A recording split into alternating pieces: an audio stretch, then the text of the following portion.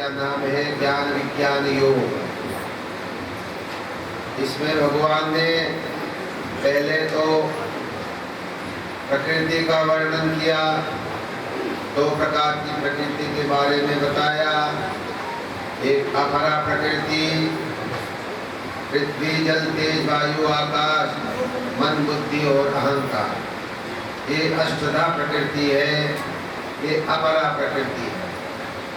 और एक प्रकृति और होती है जिसको मूल प्रकृति कहते हैं, जिसको परा प्रकृति कहते हैं, जिसको अव्यक्त कहते हैं, जिसको भगवान की योग माया कहते हैं, वो है परा प्रकृति। और ये अपरा प्रकृति सब जीवों को मिली हुई है। मन बुद्धि अहंकार पंच महाभूत तन्मात्राएं आदि आदि, ये प्रकृति के 24 तत्व है। तो इसका वर्णन यहाँ भगवान ने कहा, ये परा और प्रकृति दोनों ही मेरी है। और ये रजोगुण तमोगुण सतोगुण भी मेरी ही प्रकृति है। ये बड़ी सूक्ष्म है, ये व्याप्त है चारों तरफ संसार में, मन बुद्धि में भी व्याप्त है और वस्तुओं में भी व्याप्त है। तो उसको कहते हैं त्रिगुणात्मिका माया। भगवान यहाँ पर कहते हैं देखो, ये ज्ञान और विज्ञान की बात मैं तुम्हें बता रहा हूँ, इसको जान लेने के बाद फिर कोई जानना शेष नहीं रहेगा। यस्मिन् ज्ञाते सर्वविदं विज्ञातं भवति स एषा योग विद्या। उपनिषदों में आता है योग विद्या को जान लेने के बाद फिर कोई विद्या जानना शेष नहीं रहेगा। योग विद्या को ही अध्यात्म विद्या कहते हैं, परा विद्या कहते हैं, अध्यात्म विद्या कहते हैं, योग विद्या कहते हैं, अग्नि विद्या कहते हैं, उसके बहुत सारे नाम हैं। तो यहाँ पर भी भगवान कहते हैं ज्ञान और विज्ञान को जो जान लेता है साक्षात्कार पूर्वक, उसको फिर कुछ जानना शेष दुनिया में नहीं रहता। प्रकृति को भी जानता है और प्रकृति के विज्ञान को भी जानता है। ज्ञान और विज्ञान दो शब्द आते हैं। ज्ञान का मतलब होता है प्रकृति का ज्ञान, भौतिक पदार्थों का ज्ञान, पृथ्वी जल तेज वायु आकाश अग्नि जल तेज आदि से संबंधित वस्तुओं का ज्ञान।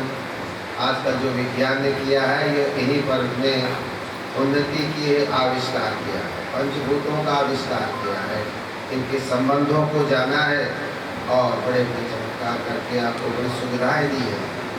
यह है अपरा प्रकृति। और भगवान कहते हैं ये मेरी ही प्रकृति है। और दूसरी है परा प्रकृति, ये भगवान की अपनी प्रकृति। तो ये अपरा प्रकृति भी बड़े काम की है। तो भगवान ने कहा ये आठों प्रकृति जो है इसका ज्ञान होना चाहिए। और इसको जो ठीक से समझ लेता है, इसका साक्षात्कार कर लेता है, वो भी चमत्कारी महापुरुष होता है। चमत्कार क्या है दुनिया में? चमत्कार कोई चीज नहीं, चमत्कार कोई वस्तु नहीं होती। चमत्कार क्या है? योग के अनुसार, गीता के अनुसार जो हमारे प्रकृति के तत्व हैं, इसको यदि हम अपने शुद्ध रूप में पहुंचा दें तो चमत्कार ही चमत्कार है। जैसे हमारी ज्ञान इंद्रिया, छोटा सा उदाहरण, इंद्रिय जय कहते हैं उसको। ये हमारी 5 ज्ञान इंद्रियां हैं, आँख नाक आदि आदि, इनकी अभी हमारी सीमित क्षमता है, लेकिन योग के द्वारा इसको हम असीमित कर देते हैं। मन को एकाग्र करते, क्रम कहते दूरदर्शन, दूर श्रवण आता है। तो दूरदर्शन का मतलब ये होता है, तो आप टीवी देखते हो तो दूरदर्शन, लेकिन योगी लोग तो बिना टीवी के दूरदर्शन का लाभ लेते हैं। जिसको भी देखना चाहे उसको देख सकते हैं योगी लोग अपने दिव्य दृष्टि के साथ। उसको कहते हैं योगी दूरदर्शन को प्राप्त कर लेता है। उपनिषदों में बहुत वर्णन है इसका। दूरदर्शन, दूर श्रवण, दूर की बातों को सुन लेता है, योगी सुन सकता है। हमारे गुरुदेव कहा करते थे, तुम लोग यहाँ गीता का पाठ कर रहे हो तो भगवान जो सर्वत्र व्याप्त है वो भी सुन रहे हैं। यहाँ पर कोई प्रभु की चर्चा करते हो, प्रभु जी की, वो नेपाल में बैठे हुए हैं, उनके वहाँ पर जो कर्ण है वो सर्वव्यापी प्रकृति में तारतम्य को प्राप्त किए हुए हैं, इसलिए वो जहाँ की शब्द चाहे वो सुन सकते हैं। ऐसे जो सामर्थ्य है देवताओं को भी प्राप्त है। स्वर्ग में जो रहने वाले विशेष विशेष प्रकार के देवता है उनको भी ये ताकतें प्राप्त है। ये सामान्य चीजें हैं देवताओं के लिए। योगियों के लिए भी जो योग साधना में अपने मल विक्षेप आवरण को हटाते चलते रहते हैं, उनके अंदर ये क्षमता आ जाती है। तो उपनिषदों में आता है इस शक्ति के लिए, है ना,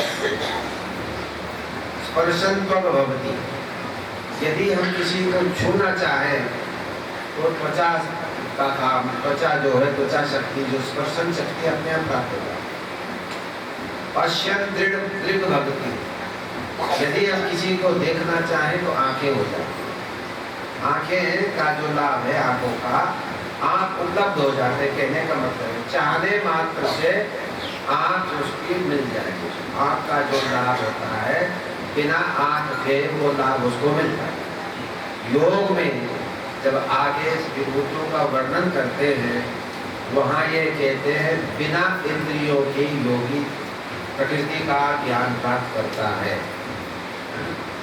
प्रधान जयश्च, प्रधान जय प्रकृति का बुद्धि पर जय कर देता है, और उससे पहले ये कहा प्रकृति पर उसका अधिकार है, मन बुद्धि आदि पर।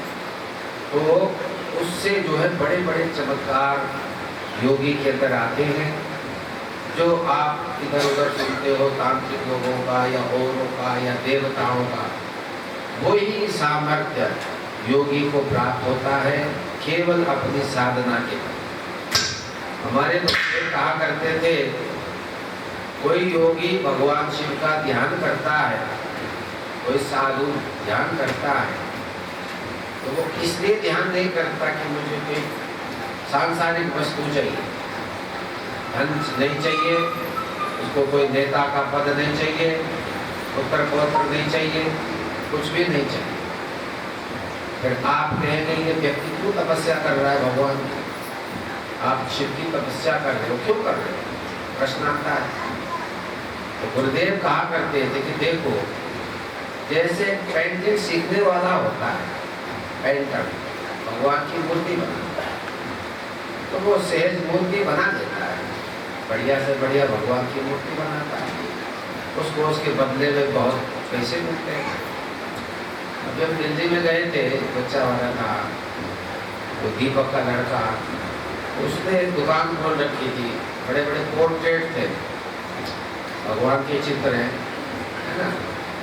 तो ये एक एक चित्र लाखों का जाता और विदेश में इसकी मांग होती है। उनका दुकान तो तुम्हारी छोटी सी है, इससे क्या आमदनी होती है? होती नहीं। जब डिमांड आता है विदेशों से तो एक एक लोगों की लाखों लाखों की कीमत होती है। वो जो राजस्थान शैली की जो रखी है, तो कहने का मतलब है कि एक पेंटर जो चित्रकारी कर रहा है, भगवान के बड़े सुंदर चित्र बनाता है और बहुत सुंदर वैसे ही बना लेता है जैसे भगवान की कल्पना की गई है या अच्छे से अच्छे। गुरुदेव कहते हैं उसको सिर्फ कोई मतलब नहीं है, पूजा के लिए नहीं करना, उसको बना के उससे।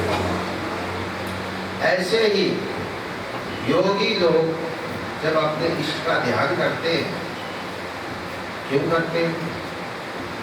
इसलिए करते हैं कि हम में अभी कमी है, अब जीव है, हमारे अंदर ज्ञान नहीं है, हमारे संस्कार कनिष्ठ हैं। अब हम कैसे काटे इस कनिष्ठ संस्कारों को या ज्ञान को, अंतर ज्ञान को कैसे प्राप्त करें? तो उसका सीधा सीधा सरल सरल तरीका ये है, ये सगुण उपासना। गीता में भगवान ने इस पर बड़ा जोर दिया। 12वें अध्याय 2 प्रकार की उपासना का वर्णन है, एक है निर्गुण, एक है सगुण। तो ये सगुण उपासना में गुरुदेव कहते हैं कि भाई वो तो कमाई कर ले लेता है, ध्यान मात्र से अपने इष्ट से, अपने गुरु से वो शक्ति प्राप्त कर लेता है लेकिन उसको अपने मन और बुद्धि